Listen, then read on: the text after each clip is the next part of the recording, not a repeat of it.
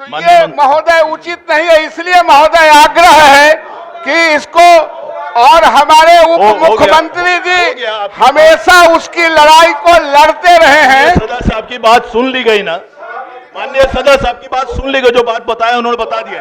चलिए महोदय, सभापति महोदय और हमारे उप मुख्यमंत्री जी उसकी संजीदगी से विचार करते रहे हैं, इसलिए मैं आग्रह करता हूं। इसलिए महोदय स्थानांतरण हो या कुछ हो, वो जब निगोशिएशन होगा महोदय तो सारी बातें आ जाएंगी।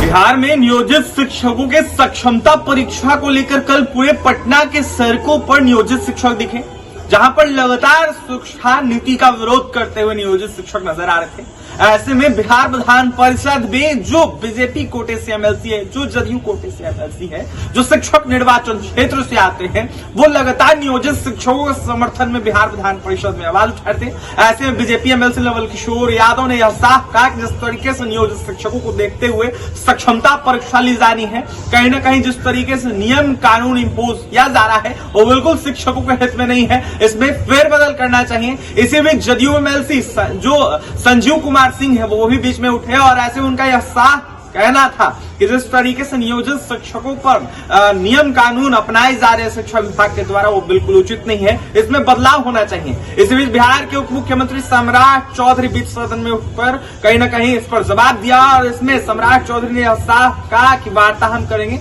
और उसके बाद कुछ निर्णय लेंगे। ऐसे में क्या कुछ कह रही है तीनों लोग, वो सुना।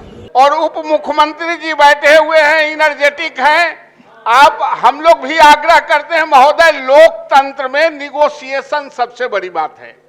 जो उनके समस्या है, लाखों के संख्या में शिक्षक आए हुए हैं, उनसे बात कर लें। और उनके बहुत कोई मांग नहीं है, उनका मांग है कि हमको राज्यकर्मी का दर्जा देने के लिए सरकार ने कहा है, तो राज्यकर्मी बनाना है महोदय। तरह तरह के उन पर एक्स्ट्रा इम्पोज कर देंगे आप किसी तरह के कानून, तो ये महोदय उचित नहीं है। इसलिए महोदय आग्रह है कि इसको और हमारे उप मुख्यमंत्री जी हमेशा उसकी लड़ाई को लड़ते रहे हैं। सदस्य साहब की बात सुन ली गई ना, माननीय सदस्य साहब की बात सुन ली गई, जो बात बताया उन्होंने बता दिया।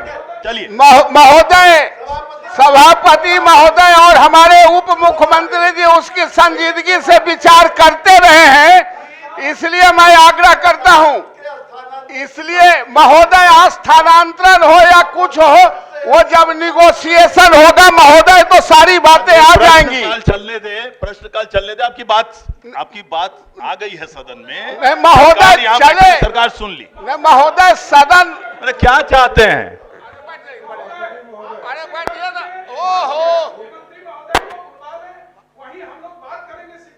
हो गया। अरे बोल।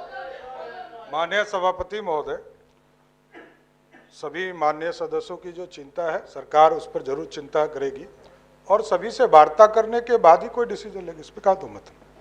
अब हो गया, अब गया भाई, आप बस कीजिए, बस। नहीं प्लीज बैठ जाइए, नहीं प्लीज बैठ जाइए माननीय सदस्य।